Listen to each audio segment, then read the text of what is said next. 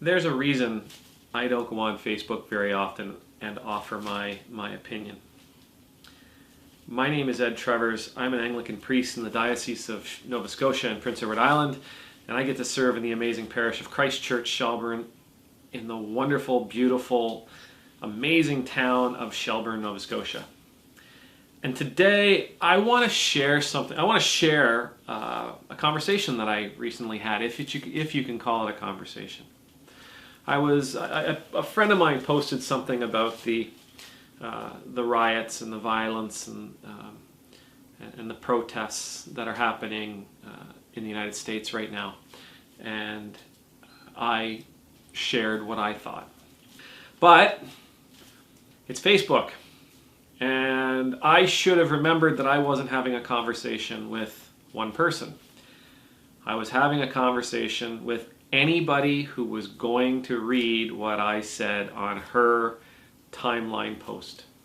And so somebody said something and we went back and forth a little bit. Again, I tried to make sure that I was always respectful. But in the end, I said, I try, myself personally, I try to side more with empathy than with judgment. Empathy, I think, leads us down a much safer, a much more understanding, and a much more loving path than judgment. And the response was this: I'm a very empathetic person with people who deserve it. But when you start looting and lighting fires, empathy goes out the window and you deserve to rot in prison.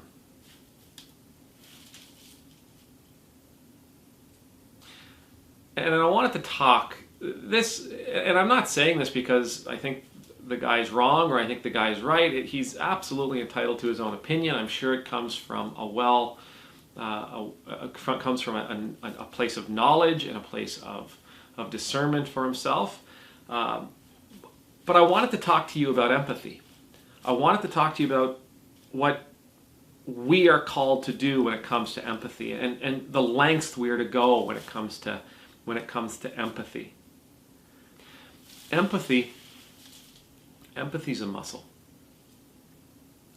It's not something we do. It's something we practice. And the more we practice it, the stronger the muscle gets, the bigger the muscle gets, the more capable we are of practicing empathy.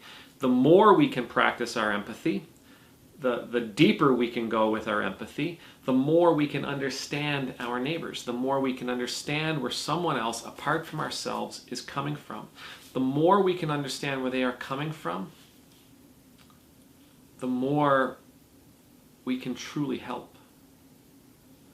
The more we can truly understand, the more we can truly look for effective solutions to what's going on. Sometimes those solutions are big and wonderful. Sometimes those solutions are simply just being in a place where we can listen.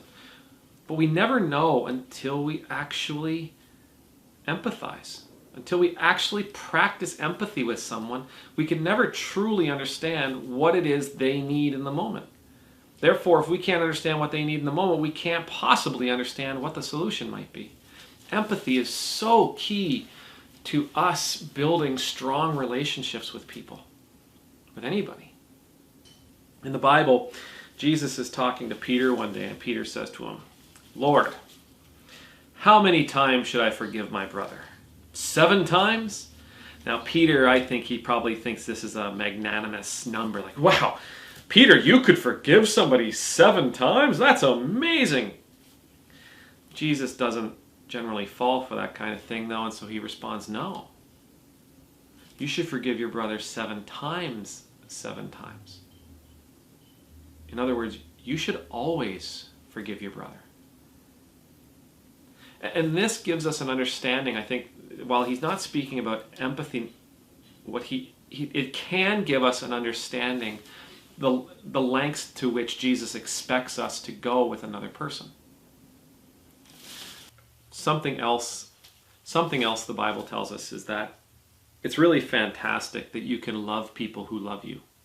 It's really fantastic that you can connect to people that are able to connect with you. It's really fantastic that you can empathize with someone who deserves it. The goal isn't to love those that love you. The goal is to be able to love people who don't deserve your love. The goal is to love your enemy. Empathy, if we applied that logic to empathy, the goal isn't just to empathize with people that look like us. The goal isn't to empathize with people that respond like we would. The goal isn't to empathize with people who react the way we react. The goal for us is to empathize with people who react opposite to us, who respond differently, who don't look anything like us or come from the same background. The goal, I think, with empathy is for us to be able to listen to the stories of people who come from a completely different world, who exist by a completely different set of rational laws, who hold different values and different ideals. That's the goal to empathy. So if you're out there right now and you're looking at some of the things that are happening in the world today, or maybe this is something you take into the future, if you find yourself in a place where if you find yourself in a place where someone is acting in a way that you just don't get, and it just feels horrible to you and it's wrong to you, but they're doing it for reasons that they seem to hold, then I would encourage you, rather than just hold them at arm's length and say, wrong, bad, stop, I would encourage you to open your ears, to open your eyes, and to see not only what they're doing, but where they're coming from. Empathize.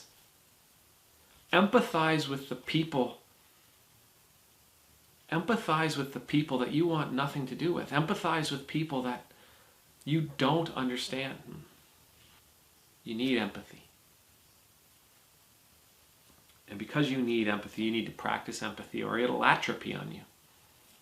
It'll weaken. It'll weaken to the point that you'll only be able to empathize with people who look just like you, talk just like you, react just like you, and behave just like you. But you don't need to be able to empathize with them. You already understand them. Empathy is God's gift to us to help us connect on a deep, emotional, and spiritual level with everyone, including the stranger and the enemy. May the Lord bless you. May the Lord keep you. May the Lord make his face shine upon you and always be gracious to you.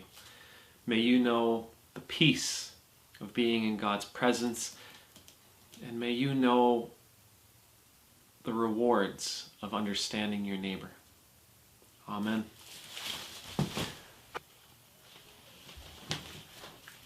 Thank you for joining us, everybody. These are two of my kids. If you liked what you saw today, please hit the like button on YouTube. If you want to be notified of the things that we do in the future, please hit the subscribe button. Now, while I got your attention, I want to tell you about a little project that we're doing at our church. I've found that my kids, because we do morning prayer every day together, that they're beginning to learn all these deep and wonderful and awesome prayers that we're doing. So, if you happen to live in Shelburne County, Nova Scotia, and you're interested in a little project, then I'm going to include a link in the description below that you can go to where you will find all these prayers. Then you can teach your kid or your grandchild these prayers, and then what I want you to do is videotape it, send it to me. And if you send it to me, I will include it in a special video we're going to do in a couple of weeks, and I will also send that child a special gift from the parish. So once again, if you're in Shelburne County, Nova Scotia, and you want to teach your kids some prayers, there's a link in the description below. Send me a video of them saying the prayers, and we'll send them a special gift. Thank you very much. God bless you all. Amen.